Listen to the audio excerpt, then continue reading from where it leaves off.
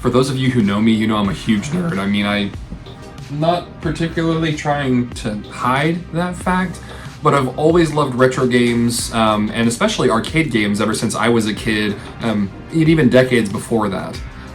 There's always been something so alluring by those old arcade games that's always drawn me in, but I never really got to experience a bunch of them the way they were meant to be experienced, and really my only exposure were arcade game compilations on home console. Sure, we could go to an arcade and play a couple of the classics, but most of the arcades in my hometown were moving more towards the ticket redemption games, you know the ones.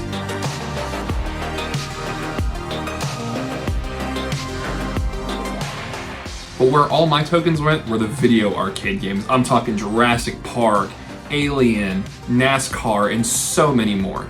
But at a young age, those arcade game compilations were really alluring, but they just didn't deliver the same experience on a PS2 controller or a GameCube controller, and those Jack-specific plug-and-plays do not count. I'm talking full-fat wood cabinets with a burnt-in CRT, clicky buttons, and a joystick. The real arcade experience.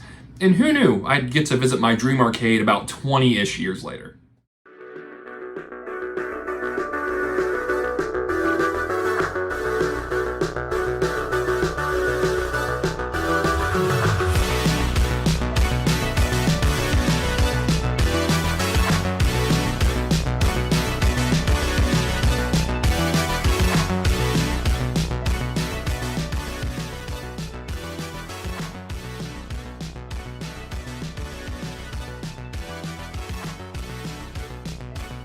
Galloping Ghost Arcade is located in Brookfield, Illinois. Opening their doors in 2010 after founder, Doc Mack, had a chance encounter with Mortal Kombat co-creator Ed Boon. He used this opportunity to ask Boon about his time in the game industry as, at the time, Galloping Ghost was working on their own FMV fighter, Dark Presence. A Mortal Kombat-like fighter, starring Mack and his team in costumes akin to what was found in the original Mortal Kombat games, with similar technology bringing the fighters to life. The thought of bringing his game to as many venues as possible led to Mack joining an arcade locating forum called Orcade to see what would be a prime spot to have their cabinets in the community. After looking through the locations, he noticed that most of the cabinets that were in the community were in a state of disrepair. Sticky buttons, broken sticks, faded CRTs, it was heartbreaking. That gave Mack an idea. So then, Galloping Ghost Arcade was born. Over their 13 years of operation, they have expanded from a humble 130 machines to over 880 unique cabinets, arcade mainstays, prototypes, imports.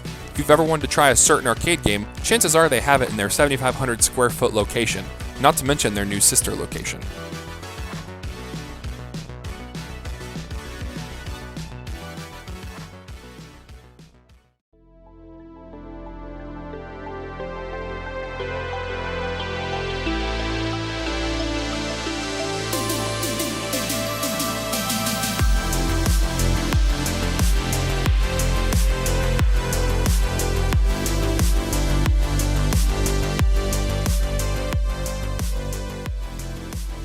In 2019, Galloping Ghost expanded their ever-growing empire just a block away.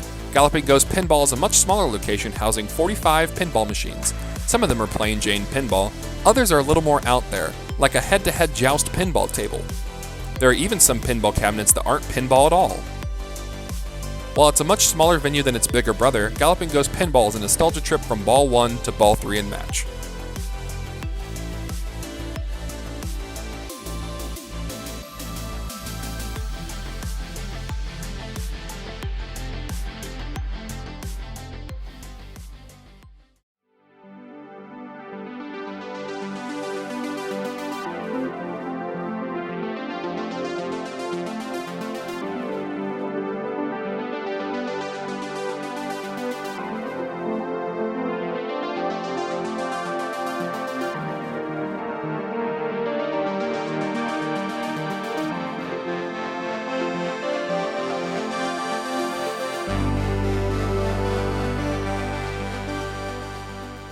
had the idea of visiting Galloping Ghost for quite a while now. I believe the first time I actually brought it up was back in 2021 when I was on a trip with my wife. We were only about an hour and a half away from the arcade, but instead we decided to drive up to Lake Michigan and spend some time on the beach there. And then, never really thought about it after that. However, about 2 years later, my 24th birthday rolled around on the 30th of March, and my wife started asking me what I wanted to do. We both knew we wanted to do something different that we had never done before, and that's when it hit me. Let's go to Galloping Ghost. And after finding out about the new pinball venue, we were both hooked. So we made reservations at a hotel, made reservations at a pizza place for that night, and set out on the 3-hour drive to Brookfield, Illinois.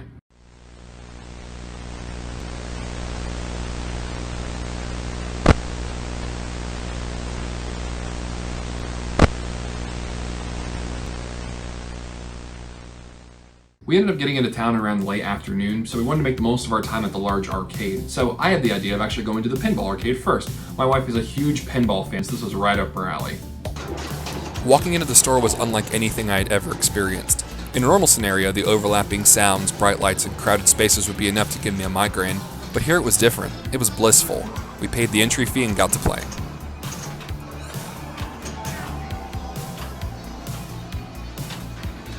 She's zoned in.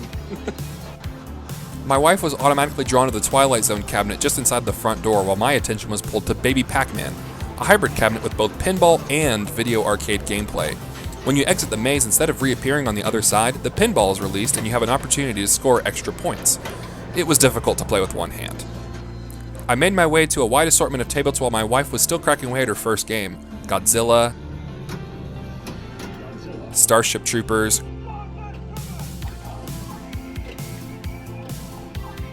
Hubert, and so many more. The one cabinet I was good at wasn't even a pinball machine. It was called Rapid Fire. The aim of the game is to shoot pinballs at the aliens that slowly make their way towards you.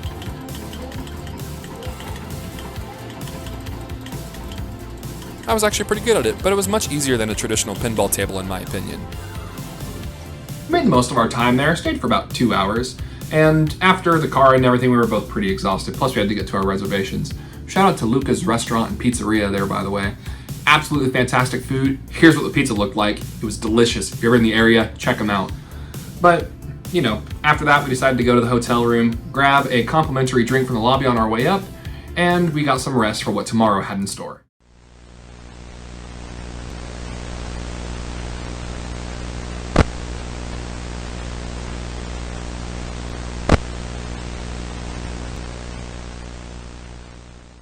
For as excited as I was, I think my wife was about as excited, if not a little bit more excited. She was talking about it all over breakfast, but they still weren't open for about 2 hours or so. So we decided just to spend some time around town, check out a mall that was nearby, and then once the clock hit noon, we decided to make our way to the arcade.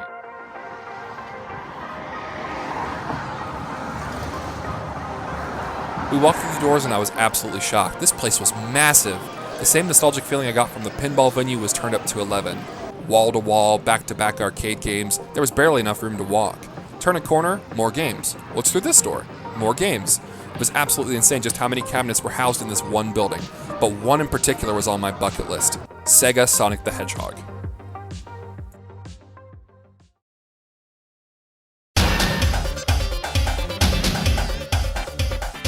I'm sure you can find video essays regarding this game online, but I'll keep it brief. SEGASONIC is a 3-player isometric platformer released in 1993. While there were plans and an eventual prototype for a Western release, it never saw the light of day. There were also plans for a 32X port and for the game to be featured in Sonic Gems collection for the GameCube, but neither of these ports made it to market either. Sega would later state that replicating the trackball controls for a standard controller proved to be an issue. Oh yeah, you don't use a joystick to move Sonic and friends to the end of each stage. Use a trackball and a single button. The faster you swipe the trackball, the faster your character would move in the direction you input. It is quite different from your typical arcade platformer, and it is a lot of fun. If you ever have the opportunity to try this game for yourself, it's worth it just to play a piece of Sonic history. Swipe it quick.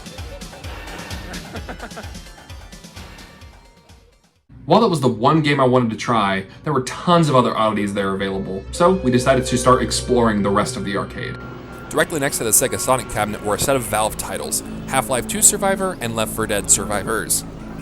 After making my way to the machine, I noticed that they needed credits. I tried in vain to play Survivors with its unorthodox control scheme of a Razor Death Adder and a Wii Nunchuck, but without credits, I was unable to.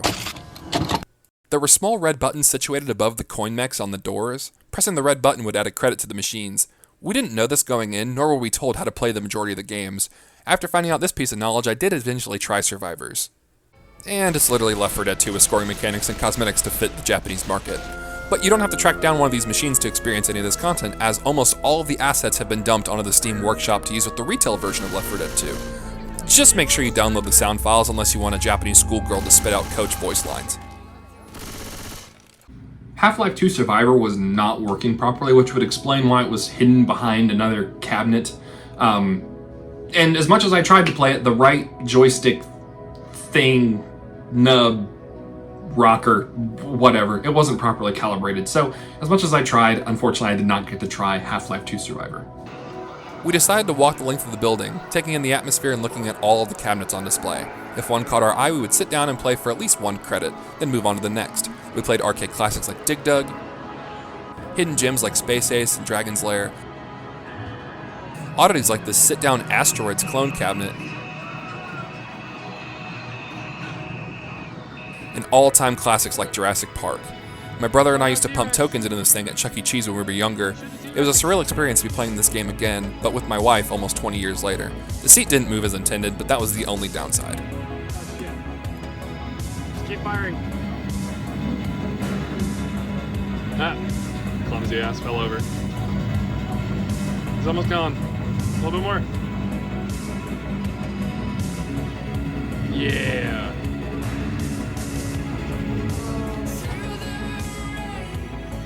One thing my wife and I decided to try was a variety of fighting games. We played Mortal Kombat 4, and I won. Sonic the Fighters, we both ended up winning a game. Got it. No! Why Waku Waku 7, an SNK developed fighter. She won. Multiple times. Our tiebreaker was in Street Fighter 4, but I didn't get any footage. Just take my word for it. We played a lot of arcade games. I believe we actually ended up spending about 5 hours there. Oh my gosh. But a few stood out to us and quickly became favorites of the day. My wife was drawn to two games in particular, Pac-Land and Q*bert. Directly behind the Q*bert cabinet was Mappy. While she was cranking away at the high scores of Q*bert, I got really good at Mappy, setting a high score of 39,790. It was nowhere close to the record of 388,080 set by Donald Hayes on the same cabinet in 2019, but it was enough for me to put my tag on this machine, at least until it eventually wiped all scores.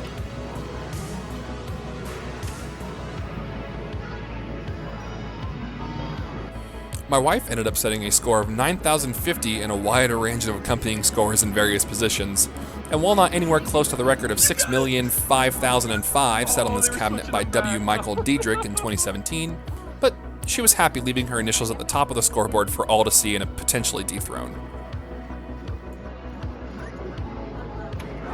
I worked very There hard it for is. that. 9,050. The last one was 79.50. Growing up in the 2000s, arcades were slowly becoming more and more like casinos for kids, stepping away from the allure of grabbing extra guys, high scores, and needing just one more token to beat this level. I didn't get to try a whole lot of these gyms growing up unless the arcade I just so happened to be at had one rotting away in a cobweb-infested corner. So actually getting to go to a genuine arcade, it was unlike something I'd ever experienced, and it was definitely the dream experience for a massive nerd in his 20s. I'm already planning to go back and play more, as even though we spent about 4.5 hours at this place, I didn't get to get my hands on everything. There were so many unique experiences, and if I had the time, I would have tried all of them at least once. Galloping Ghost was constantly adding new games, repairing existing cabinets, and working on preserving gaming history. Without their efforts, some of these titles would have been lost to time, and without them, I wouldn't have been able to drop nerdy tidbits to my wife for 5 hours. This is truly something special. The amount of games, cabinets, and experiences they have to offer is absolutely staggering, and the number just keeps growing by the day. If you are at all interested in arcade gaming the way it was meant to be experienced, there's no better place for it than Galloping Ghost.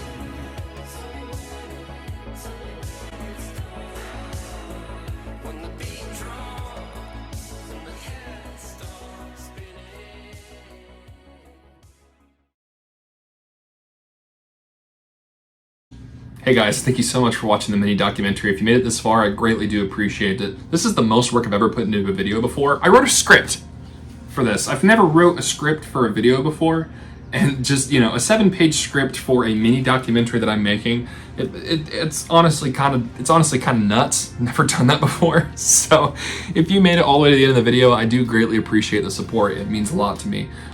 If you guys have any questions about anything, either here or just really anything, I don't care. You guys can leave a comment and I'll be sure to get to them as soon as I possibly can. But I'm not going to waste any more of your time. I know this video was kind of long, but I do greatly appreciate you guys sticking to the end of it. And, you know, that's pretty much it. If you prefer arcade game footage with no commentary whatsoever, you can scroll down the description. There will be a ASMR, no commentary video of basically all the footage from here just jammed into a 20-minute video. However, there is some footage that I kept exclusive to the mini documentary, as it was more supplemental footage than actually being like arcade game footage. So, you know, if that's your fancy, scroll down, you can find it there, or if you go visit my page, you'll find it there as well. But yeah, that's pretty much it. Nothing else from me. Thank you guys again so much for watching, and I'll see you guys next time.